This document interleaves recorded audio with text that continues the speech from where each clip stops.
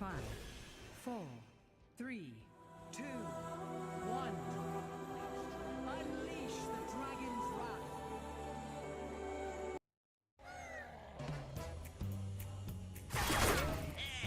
Alright, today we go on a Cabal journey into the Reno Priest. Reno Priest, I've decided to put in the N'Zoth and a good number of death rattles, but not all the death rattles. Notably, no Cairn in this deck. I think it was a little too slow. This deck's already pretty heavy. The death rattles include Mistress of Mixtures, Loot Hoarder, Museum Creator's Death Rattle card, Shifting Shade, Draken into Operative sometimes gets a death rattle, Sylvanas and Chilmaw. And there's also, along with the N'Zoth theme, a dragon theme with the best dragons out there. Not that many of them. Sarah, Chilmaw, Dragonfire Potion.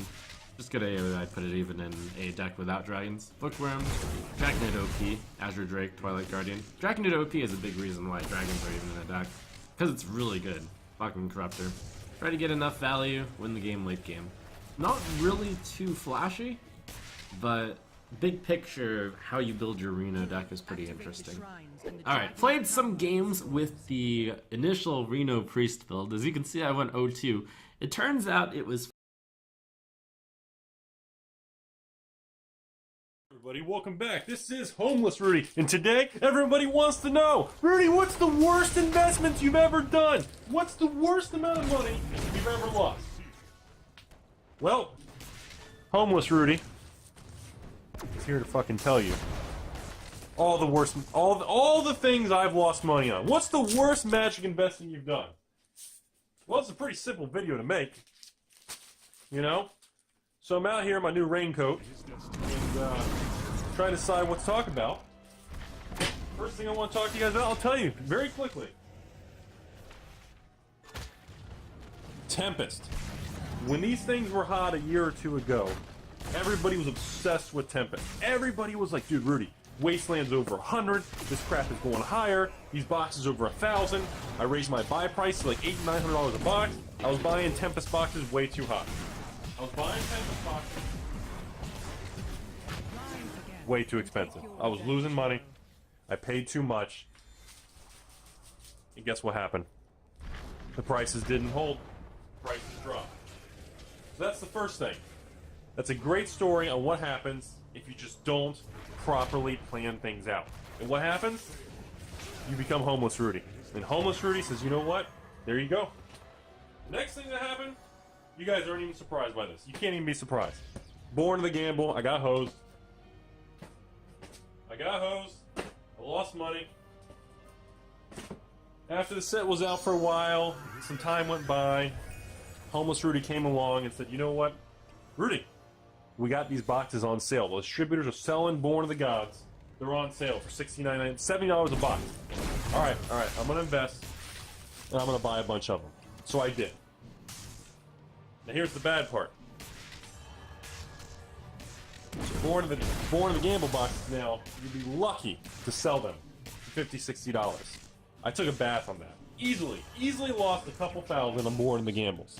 Probably Tempest, I'm upset about losing money with it, but overall, I know Tempest isn't going to go to zero. It's going to continue to grow with reserve lists and over time and lack of supply. But, you know, Born of the Gamble, dude, that was just a bonehead, stupid, Rudy move.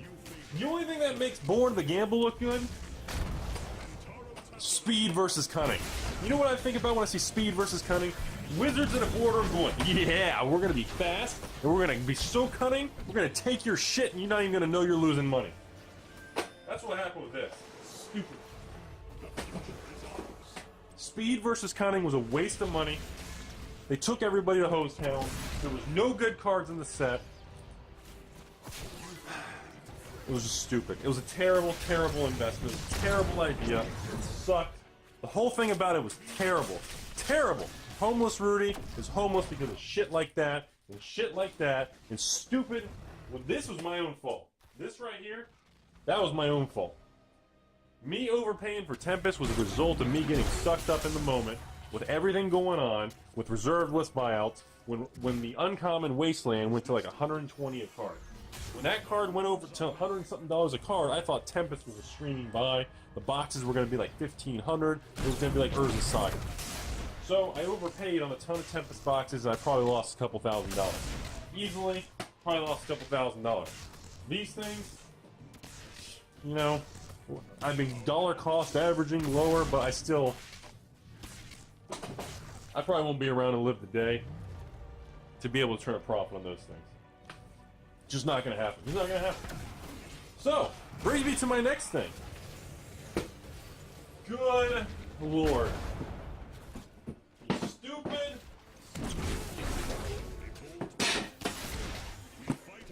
From the Vault 20. Good guy. I lost so much money on these things. You know why? When Wizards made board, you know why they make the packaging like this? Because it's a flippin' Pac-Man, and it eats your wallet, eats your face, eats your hopes and dreams. That's what that is. You see that shit? That's what's going on there. That's what From the Vault 20 did. These things were on pre-order for like $300 a piece when they first came out. People were going crazy to get these things. And guess what happened? Because it had foil Jace. Oh, $300-400 foil. Problem was the price leveled out. There were too many of them, and the price tanked. People were buying these for $300 to $400 from the Vault on eBay. As time went on, Unleash its power. I mean, they're not down to zero. You're not going to lose all your money, but what happened was as time went on, the prices went down to like $90 a piece for From the Vault. I think now, like eBay, I think the prices have finally come back up a little bit, where these things are maybe like $130. I think my cost basis on a lot of these things is probably $150. So it's been like literally 2 or 3 years, and I'm still down probably 20 to 30%. Gross. After fees and shipping, I'm probably down 40% on a lot of these. So people want to know, Rudy, investing in Magic is so cool, man. I just want to be like that. I just want to do that kind of awesome stuff. No, you don't. No, you don't. Like I told you guys in the past, when you engage and take things to a different level, it ruins a lot of things for you. You can't enjoy a lot of the magic and playing the game and relaxing and doing a lot of the things that you used to do when you're wrapped up and you look at everything very differently. It really does, I don't know, it takes something away from you. And you can't get it back no matter what when you go that direction with investing with Magic, and you really do miss a lot of things, and you end up on YouTube like a guy in the deep end. This is a guy in the deep end. You've seen my last few videos, deep end. That's what's going on here. You know why? Because that's what Homeless Rudy believes. So, you pretty much got to determine products like this and things that come out. I mean, they're great products. They're neat. But the pricing, it's just, you know, it's just a poor... what my mistake was the cost basis. My mistake was getting into products like these at a cost basis that was too high. That was my mistake. Same thing with these. Even though I bought these wholesale for literally, what, $10, $11 a piece? You know, when you get into it, now I added to my position at like $9.50 a piece now. So my cost base is probably $10 for a speed and cunning dual deck, but at the end of the day, what am I going to do with it? You know, I mean, there's really no market to buy these things.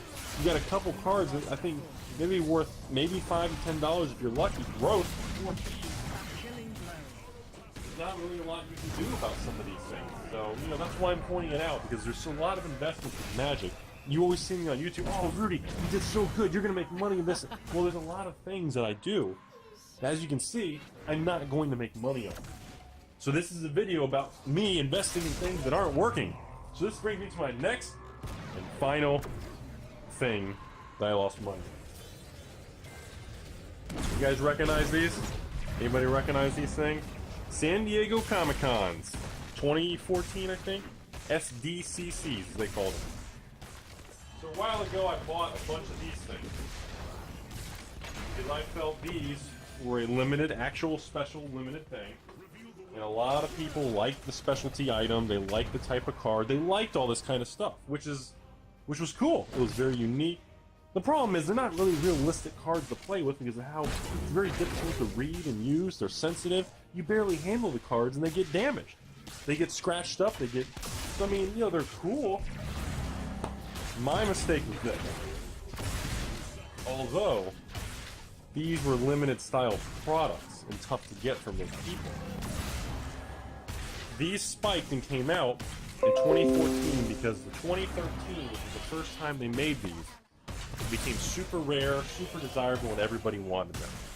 So because of that, everybody thought the 2014s were going to follow in the same pattern. Even Rudy over here was like this. Oh god, guys, I need my 2014. That shit's going to go up. You guys seen what the other ones did. I got to get some of these things. So the problem was everybody had that mindset, and guess what? So did Wizards.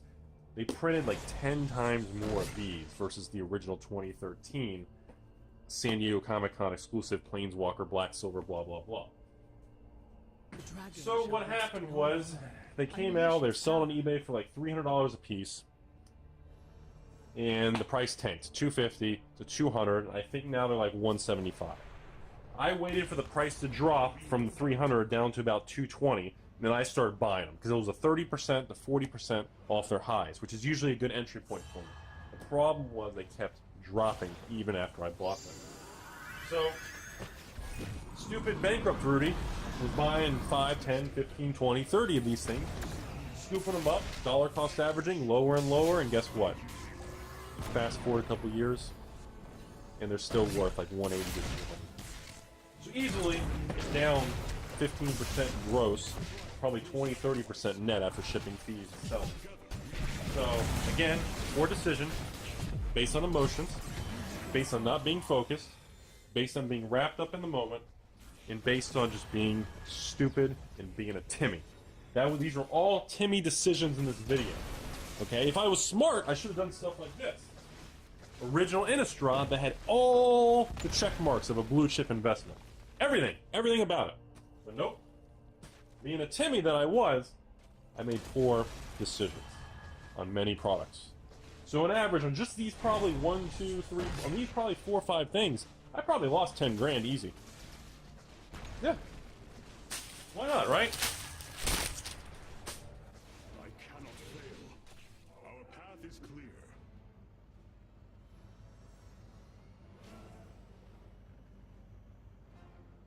The fire comes. Ladies and gentlemen, I welcome everybody to the first annual box opening on Alpha Investments. We are going to try this new pilot program. Mostly the fact that it's kind of sponsored by my patrons. I have a lot of patrons in Canada that really want to get the Kaladesh booster boxes, and they know I can't ship sealed products. So, Eric, this is for you. We're going to pick 2 lucky boxes because you've already paid for them, and we're going to go with... Let's pick something good here. We're going to go with this guy. Let's see. What do you guys think? And take your revenge, hero. We're going to go with these 2 boxes. I'm thinking these 2 are going to be the good ones. So we're going to take these 2 boxes, and you guys are going to see me actually do some box openings. So we are hanging out here in the office, as you can see. I'm at the office park, and we have completely removed our nice flooring, and we are in the process of converting to all Alpha Investment flooring, shirts, and clothing line. We feel it's a better fit. You know, nobody wants boring flooring. So, today, we're going to give it a shot. You guys are going to see. Always store your nice thing on a Snivy box. You need to store it on Snivy boxes, otherwise you'll cut up and mess up your table. So we're going to see how this stuff goes. We're going to do box number 1. And you guys get to enjoy my awesome commentary. And we're going to see if this is something I want to continue. We're going to see how it works out.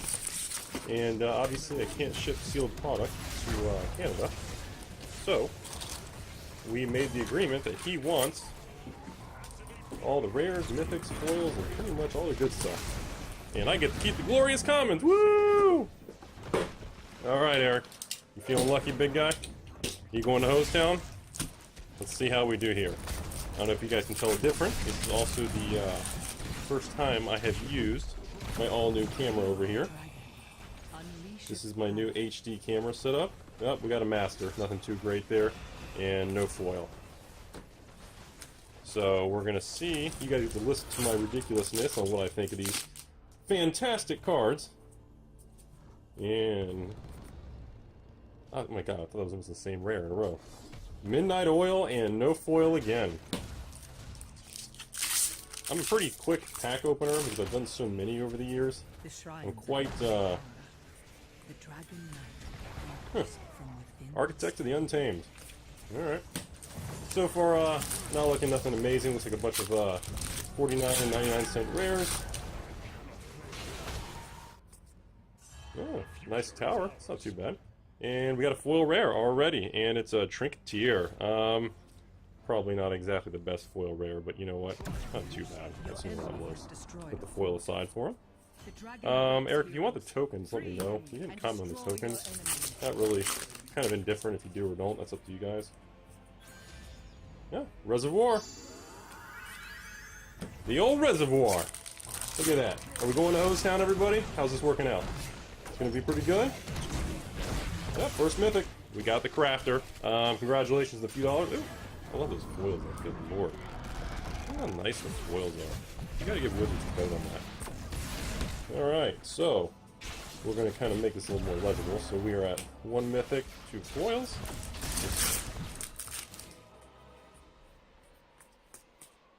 And second exemplar, nothing too crazy. God, the artwork. They're amazing artwork. No matter what everybody thinks of Color Death, the artwork is flipping incredible. Look at that ancient. Oh, this new camera looks pretty good. God, I love the artwork. Jesus, it's the first time I've actually opened any of these. Never actually opened any of these yet, so this is kind of an exciting thing for me. Another coupe. Or actually, not another coupe. I feel like I'm getting all blue rares. Nothing too crazy. No foil. Like I said, I'm pretty quick at pack opening here. I like to kind of take a quick glance. Got a Lord of Luxury. God, look at that island! Holy smokes! It's incredible.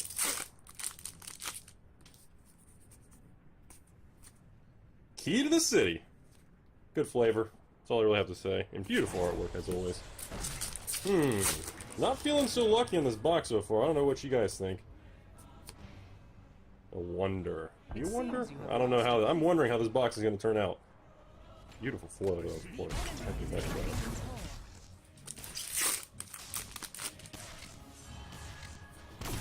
Aether Hub. He has the most simplest artwork in the set. Look at that foil forest. Good lord.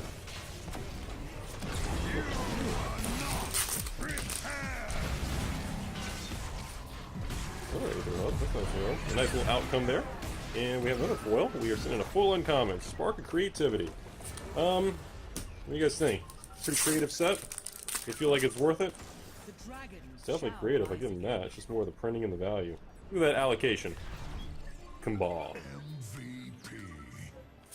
I think I'm in love with the basic lands in this set.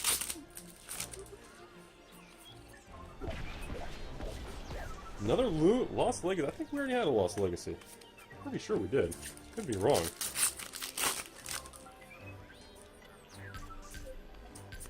And an Exemplar. And another foil common. We've gotten 1 mythic so far. And it wasn't exactly a blowout mythic. I don't see any smugglers so far flying around. Getting a little nervous here. Look at that nice caravan. For some reason to me that artwork looks inappropriate. Maybe it's just me.